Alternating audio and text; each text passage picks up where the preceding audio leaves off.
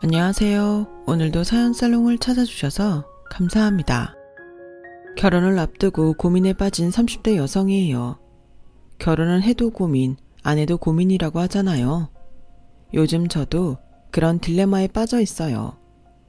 남편과만 보면 당장이라도 결혼식장으로 달려가고 싶은데 예비 시어머니를 생각하면 앞으로 펼쳐질 결혼 생활이 막막해서 꺼려지거든요. 철없던 시절엔 사랑의 힘으로 모든 걸 극복할 수 있을 거라고 생각했어요. 하지만 30이 넘은 지금에 와서는 결혼을 현실적으로 바라볼 수밖에 없네요.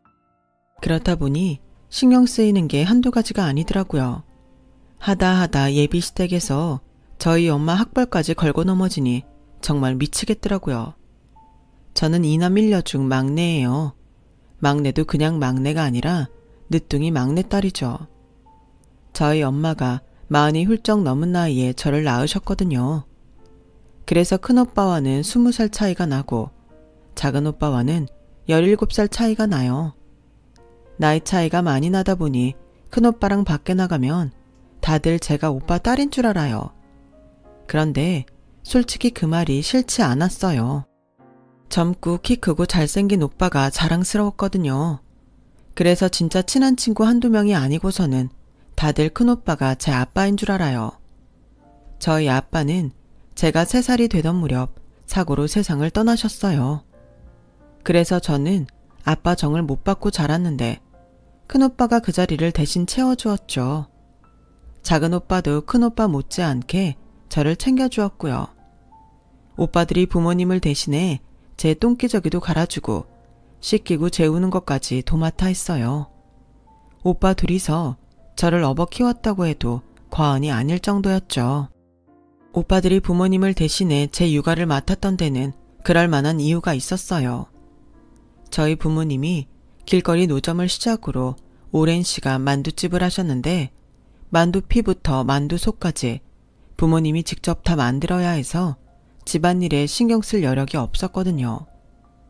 부지런한 부모님 덕분에 먹고 사는데 지장은 없었지만 그래도 한창 부모님 손이 필요한 나이에 떨어져 지내야 해서 그게 아쉽긴 했어요. 더군다나 아빠가 돌아가신 이후에는 엄마가 혼자 가게 일을 도맡아 하셔서 더 얼굴 보기 힘들어졌거든요. 저희 엄마는 참 억척스럽게 일을 하셨던 것 같아요. 친정이 하도 가난해서 중학교를 나온 이후부터 공장에 취직해 일을 했고 공장 근처 만두집에서 일하던 저희 아빠를 만나 결혼을 한 후에도 온갖 허드렛 일을 하며 자식들을 키워내셨거든요. 제가 대학에 입학하던 해 온 가족이 처음으로 해외여행을 떠난 적이 있었어요. 외국으로 신혼여행을 다녀온 경험이 있는 오빠들을 제외하곤 엄마랑 저는 처음 해외여행을 가는 거라서 엄청 들떠 있었죠. 그런데 설레던 그 마음은 잠시 뒤 엉망이 돼버렸어요. 면세점에서 쇼핑을 할 생각에 들떠있던 저는 조금이라도 빨리 면세지역으로 들어갈 생각에 엄마를 모시고 자동 출입국 심사대로 향했어요.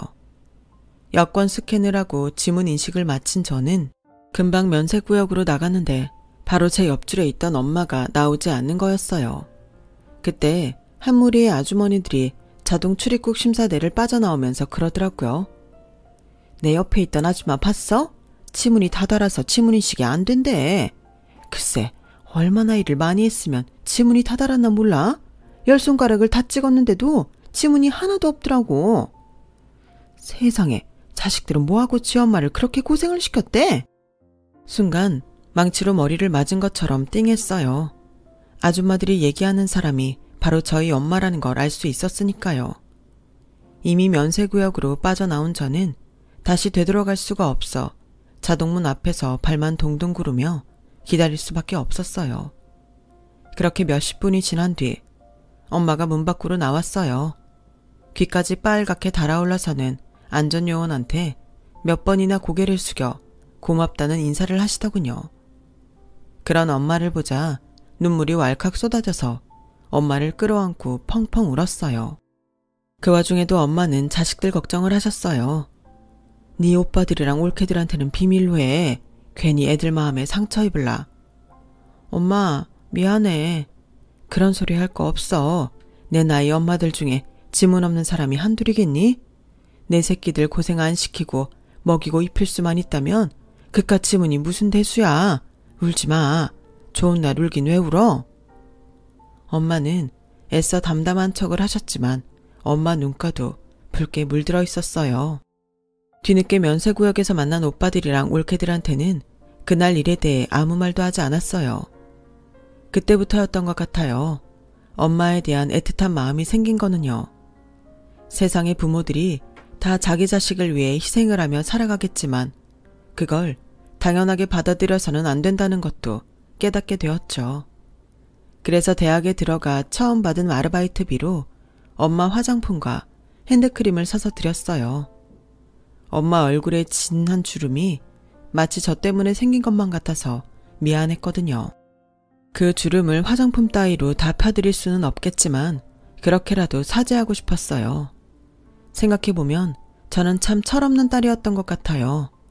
친구들 부모님에 비해 연세가 많은 엄마를 창피해했거든요. 그래서 중고등학생 때 학부모 상담이 있을 때면 의뢰 큰올케한테 부탁을 했어요.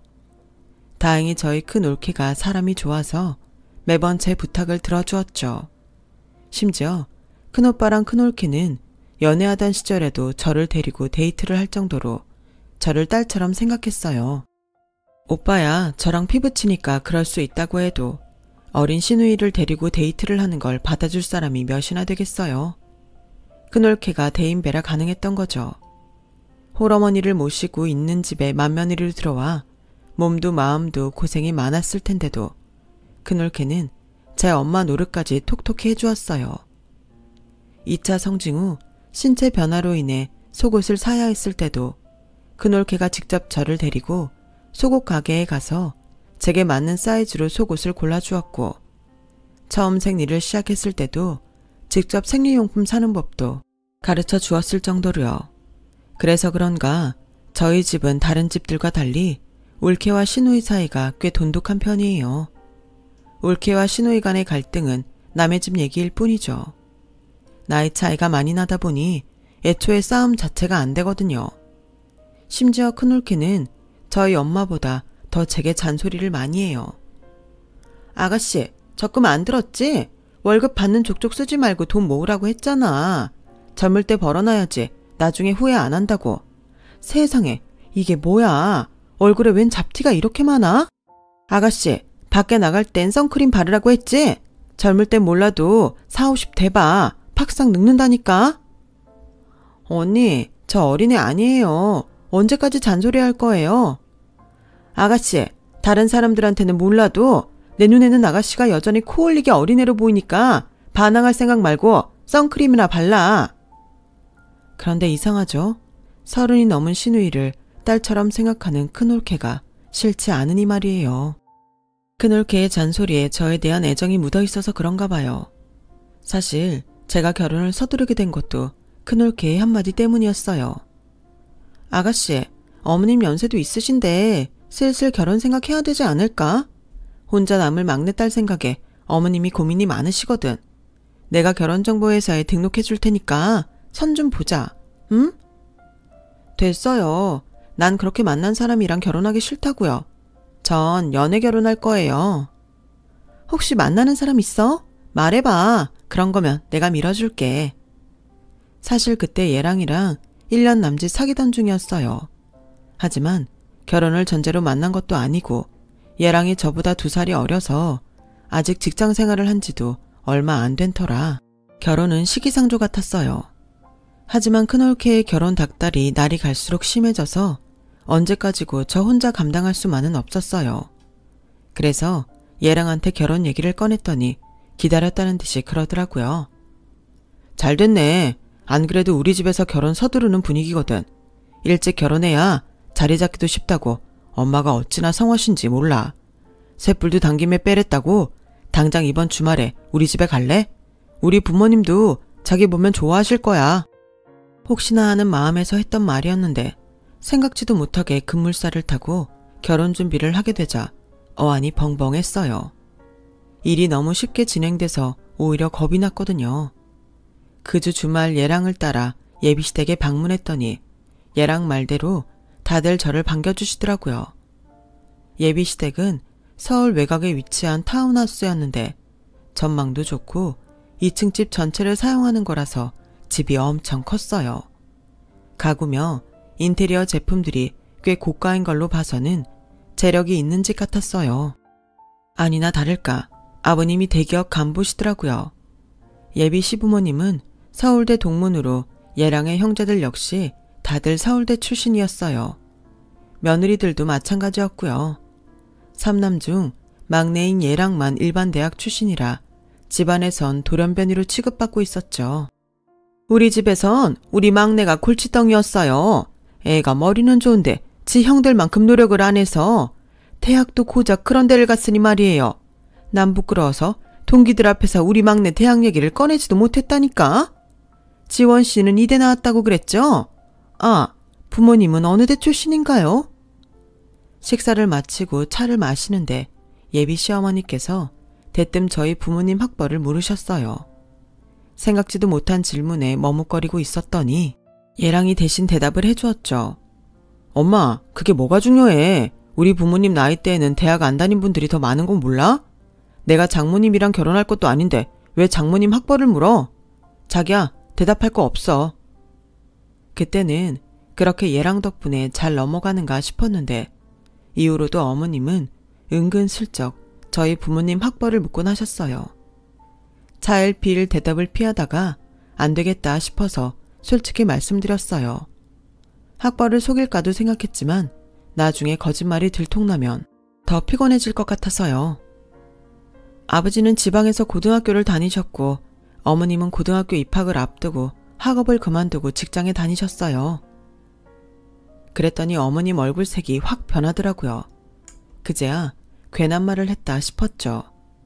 하지만 걱정과 달리 어머님의 태도는 그리 달라지지 않았어요. 다행이라면 다행이었죠. 제가 예비시댁에 인사를 드리고 온 지 얼마 안 돼 얘랑도 저희 집에 인사를 드리러 왔어요. 엄마를 대신해 만두집을 운영하고 있는 큰오빠 내외는 가게 문도 일찍 접고 아주었고 회사에 다니는 작은 오빠는 퇴근길에 집에 들렀더라고요.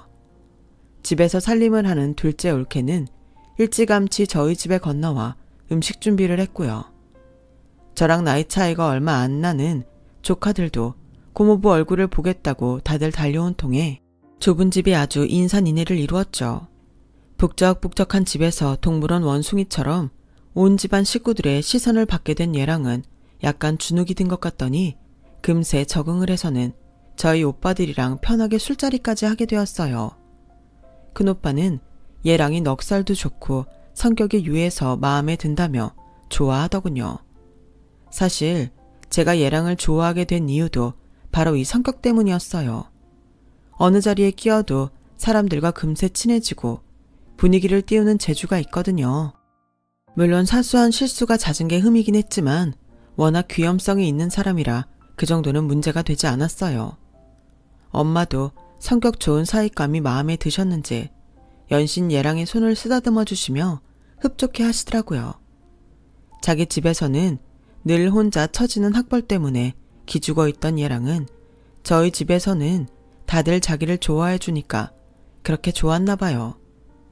처음 인사를 들은 이후에 툭 하면 저희 집에 찾아와 오빠들이랑 술도 마시고 저희 엄마가 해주시는 밥도 먹고 가곤 했거든요. 제 조카들이랑도 많이 친해져서 우리가 데이트할 때 불러서 같이 놀기도 했고요. 불과 몇 개월 사이에 저희 가족 속에 녹아든 예랑은 결혼도 하기 전에 사위 노릇을 하게 되었어요. 저희 아빠 제사에도 참석하고 명절에도 저희 집에서 차례를 지낼 정도였으니까요. 자기야, 처음엔 자기가 좋아서 당신 식구들한테 점수 따르고 노력했는데 지금은 잃어버린 가족을 찾은 기분이 들어서 너무 좋아. 자기도 알잖아. 우리 집에서 난 찬밥 신세인 거. 근데 자기 집에 가면 마음이 따뜻해져서 여기가 진짜 내 집이 아닌가 싶다니까. 내가 처복이 있나 봐. 자기를 만나서 이렇게 사랑도 듬뿍 받고 말이야. 가족들 사랑에 굶주려 있던 예랑은 저희 가족을 통해 그동안 못 받은 정을 받는 것 같았어요. 그런 예랑이 안쓰럽기도 하면서 한편으로는 다행이다 싶었어요. 그러는 사이 상견례 날이 다가왔고 서울 모처에 있는 한정식 집에서 양가 부모님과 형제 내외가 모이게 되었어요. 한눈에 봐도 예비 시댁 식구들은 인텔리한 느낌이 강했고 저희 집 식구들은 평범한 가정 사람들 같았어요. 그 미묘한 차이는 대화를 나누는 중에도 불쑥불쑥 드러났고 그래서 왠지 신경에 거슬렸어요. 예랑을 제외한 예비 시댁 식구들이 은근히 저희 가족들을 내려다보는 느낌이 들었거든요. 그렇다고 대놓고 무시를 하거나 거만하게 굴지도 않았는데 말이죠. 상견례를 마치고 집으로 돌아오는 차 안에서 큰올케가 그러더라고요. 아, 기껏 비싼 음식 먹고 체한 것 같네. 어머님은 괜찮으세요? 속 안 불편하시냐고요? 전요, 소화제 하나를 먹어야 될 것 같아요. 어떻게 그런 집에서 서방님 같은 아들이 나왔을까요? 신기하네. 암튼 우리 아가씨 결혼하면 소갈이 좀 하겠네. 어디 불편해서 시댁에서 밥이나 편히 먹겠어? 큰올케 말에 아무도 동조는 안 했지만 속으로 다들 같은 생각이었던 것 같아요. 결혼 당사자인 저도 그랬으니까요. 이때까지만 해도 그저 시댁 쪽이 불편하다는 생각 정도였는데 얼마 지나지 않아 대놓고 싫어지게 되는 사건이 벌어졌어요. 제가 회사에 출근한 사이 예비 시어머니가 저희 집에 찾아왔지 뭐예요. 집에는 저희 엄마랑 위층에 사는 큰올케가 내려와 있었는데 마침 그때 어머님이 찾아온 거였죠. 상견례 때는 보는 눈들이 많아서 말을 아꼈지만 언제까지고 모른 척할 수는 없겠네요. 솔직히 나 이혼사 탐탁치 않습니다. 내 아들이 변변치 않아서 어지간하면 이대가 사돈을 맺을까도 했었는데 사는 형편을 보니 도저히 안 되겠네요. 대학가 근처에서 아들내외 데리고 만두집 한다고요? 그깟 만두 팔아서 얼마나 번다고? 그 말에 차를 내오던 큰올케가 발끈했어요. 어머, 사돈어른, 말을 너무 막 하시네요. 만두 가게가 뭐 어때서요? 이 내 큰며느린가? 어른들 말씀하시는데 건방지게 끼어들지 말아요. 못 배운 티 나니까. 그 말에 큰올케가 한마디 하려고 했지만 저희 엄마가 나서서 말리셨대요. 그러자 어머님이 다시 얘기를 이어가셨죠. 고등학교도 못 나와서 그런가? 안사돈 하는 일도 그렇고 집안 식구들도 그렇고 참 격이 떨어지네요. 수준 차이 나게 말입니다. 이런 말하기 뭐하지만 우리 집 식구 중에 서울대 안 나온 건 막내 아들 하나뿐입니다. 학벌 가지고 왈가왈부하려는 건 아니지만 그래도 이런 집이랑 사돈을 맺는 건 자존심이 허락을 안 해서요. 남들 공부할 때 공장 다니며 돈벌이를 했으면 사는 건 어지간해야 하는 거 아닙니까? 세상에, 인생을 얼마나 멍청하게 살았으면 그 나이 먹도록 이렇게 좁아 터진 집에서 온 가족이 빠글거리고 삽니까? 아무래도 어머님은 저희가 오빠네랑 같이 사는 줄 알았나 봐요. 이래서야 혼수는 제대로 해오겠습니까? 아시다시피 우리 박간 양반이 사회적 위치가 있는 사람이라 남들 이목을 생각 안 할 수 없거든요. 우리 첫째, 둘째 며느리가 시집올 때 해온 만큼은 바라지도 않지만 그래도 구색은 맞춰와야 할 텐데 사는 꼴이 이래서야 원. 어머, 사돈어른, 무슨 말씀을 그렇게 하세요? 저희 사는 꼴이 어때서요? 배은부는 그렇게 함부로 막말을 해도 되는 겁니까? 어머님도 참지 마시고 한 말씀 하세요. 언제까지 당하고만 있으실 거예요? 큰올케가 나서서 저희 엄마 등을 떠밀었지만 엄마는 아무 말씀도 하지 않으셨대요. 그러자 어머님은 기세 등등해선 마음껏 떠들어댔죠. 꼭 없이 사는 사람들이 사소한 말에 발끈한다니까? 내가 어디 틀린 말 했습니까? 이 정도 말하는 것도 내가 예의 지켜서 하는 겁니다. 설마 우리 집 재산 보고 내 아들 발목 잡은 거 아니에요? 그런 거라면 일찌감치 꿈 깨세요. 우리 부부는 능력 안 되는 자식한테는 10원짜리 동전 하나 남겨줄 생각 없으니까 우리 막내한테 유산 줄 생각 없다는 얘기입니다. 그래도 이혼사 진행하겠어요? 괜히 시간 끌 거 없이 애들 대신 어른들이 나서서 이 결혼 깨는 게 맞는 것 같네요. 마음 정리되면 연락 주세요. 어머님은 당신 할 말만 하고는 돌아가셨어요. 제가 이날 일을 전해 들은 건 그 후로 며칠 뒤였어요. 엄마가 큰올케한테 비밀로 하라고 했던 탓이었죠. 하지만 그런다고 모른 척하고만 있을 수 없었던 큰올케는 제 회사 근처로 찾아와 모든 얘기를 해주었어요. 생각 같아선 소금 뿌리고 내쫓고 싶었는데 어머님 앞이라 참은 거야. 아가씨, 이 결혼 정말 해야겠어? 딴 건 몰라도 그런 시어머니 있는 집이랑은 안 엮이는 게 좋아. 내가 올케가 아니라 같은 여자로서 며느리 입장에서 해주는 말이야. 이 결혼 이쯤에서 관둬. 아무리 남자가 마음에 들어도 일단 결혼하면 시댁 식구들이랑 안 보고 살 수는 없는 거라고. 큰올케 말이 틀린 건 아니었지만 그래도 쉽게 결정을 내릴 수는 없었어요. 큰올케 말대로 시댁 식구들과 마주치지 않고 살 수는 없겠지만 그렇다고 얘랑과 헤어질 자신도 없었거든요.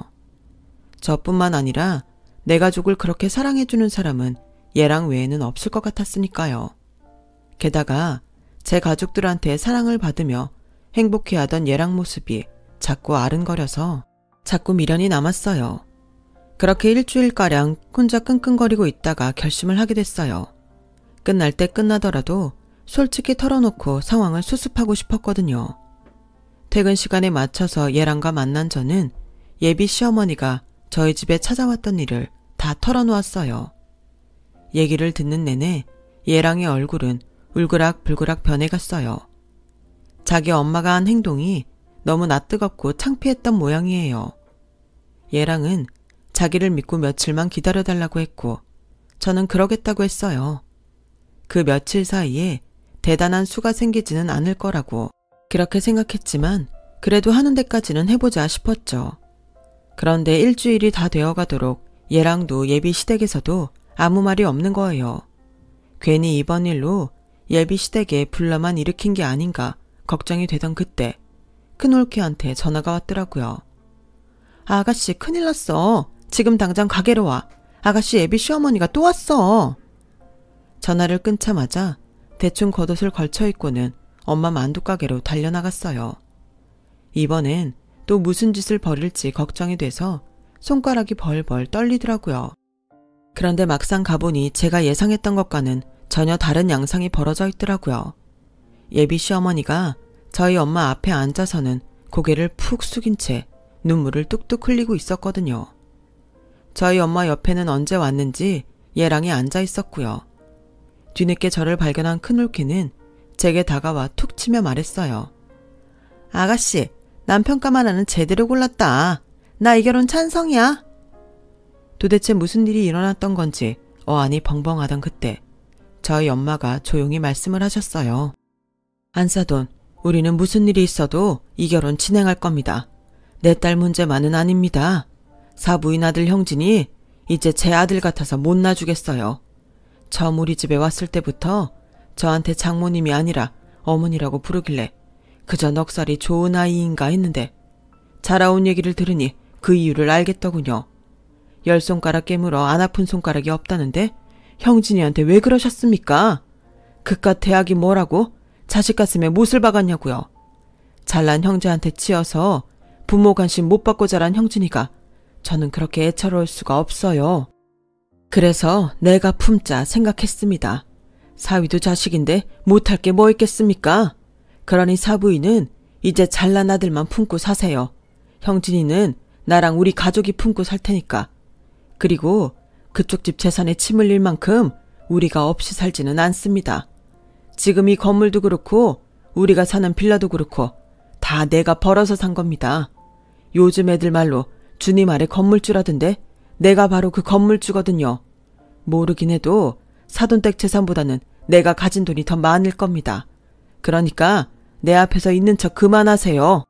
형진아, 네가 원한다면 당장이고 우리 집에 들어와 살아도 된다.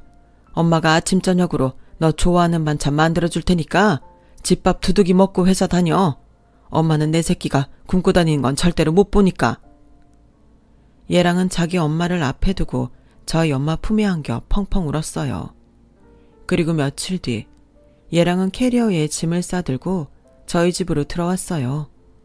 나중에 큰올케를 통해 들은 얘기로는 그날 얘랑이 자기를 자식 취급도 안 하는 부모 밑에서 자식 노릇하고 살 생각 없다면서 부모 가족과 연 끊고 살 테니 자기 결혼에 상관하지 말라고 했다더군요. 그 말을 하는 와중에 그간 부모한테 받은 차별과 멸시 때문에 고등학생 때 약을 먹기도 했었다는 충격적인 얘기도 했는데 그 말에 어머님이 충격을 받아서 눈물을 흘리셨던 거예요. 자식을 있는 그대로 받아들이지 못했던 시부모님은 결국 막내 아들을 잃고 말았어요. 대신 저희 엄마는 막내 아들 하나를 더 얻게 되었죠. 내년 봄에 식을 올리기로 한 우리는 따로 신혼집을 구하지 않고 엄마를 모시고 엄마 집에서 살기로 했어요. 얘랑이 저희 엄마가 해주시는 집밥을 앞으로도 쭉 먹고 싶다고 고집을 부려서 엄마가 그러라고 하셨거든요. 솔직히 저야 뭐 땡큐죠. 남편의 결심 덕분에 저는 예정대로 결혼도 진행하게 되었고 엄마랑도 함께 살 수 있게 되었어요. 이쯤 되면 이번 결혼 소동의 최대 수혜자는 제가 아닌가 싶네요. 지금까지 제 사연을 들어주셔서 감사합니다. 들어주신 분들 모두 소중한 가족과 건강하고 행복하세요. 여러분, 사연 댓글에 응원과 현명한 조언 부탁드려요. 좋아요와 구독은 저에게 큰 힘이 됩니다. 오늘도 좋은 일 가득하세요.